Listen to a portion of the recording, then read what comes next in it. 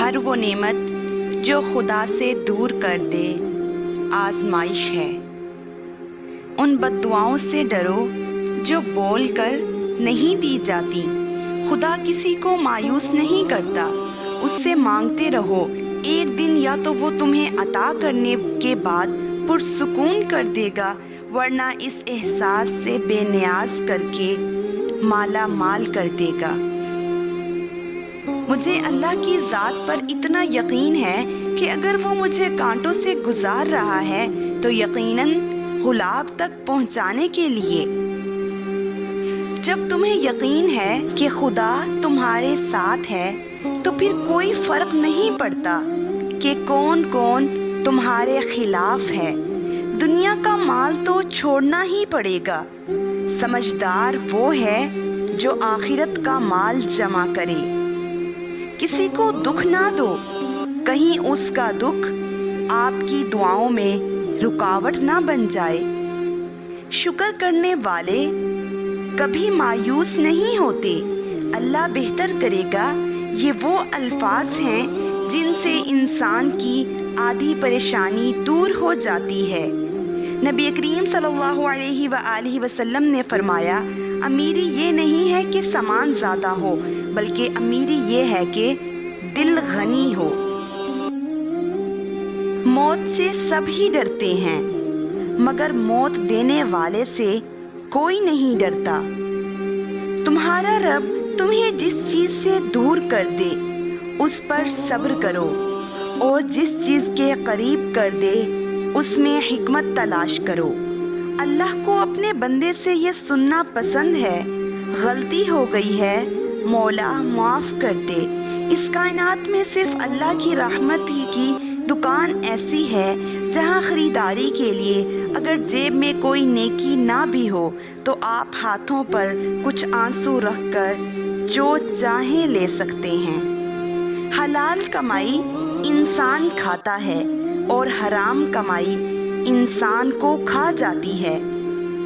وہ جو ہم جیسے گناہ گاروں کے بھی لاٹ اٹھاتا ہے بس وہی اللہ ہے۔ طلب مار دیتی ہے اگر اللہ کے سوا کسی اور کی ہو۔ مشکلیں اپنا حل ساتھ لے کر آتی ہیں، بندے کو اللہ پر بھروسہ ہونا چاہیے۔ کسی دوسرے کے لیے سکھ ڈھونڈنے والے کی ذات پر سکھ آسمان سے برستے ہیں۔ جتنا تم میں صبر ہوگا اتنا زیادہ تمہاری دعاؤں میں اثر ہوگا۔ جس طرح سانس کو آس ہے زندگی کی، ویسے ہی رب کو انتظار ہے بندے کی توبہ کا۔ اپنے فیصلوں کو اللہ پر چھوڑ دو، مایوسی تمہیں چھوڑ دے گی۔ رسول اللہ صلی اللہ علیہ وآلہ وسلم نے ارشاد فرمایا، تم میں سب سے بڑا پہلوان وہ ہے جو غصے کے وقت اپنے آپ پر قابو پائے۔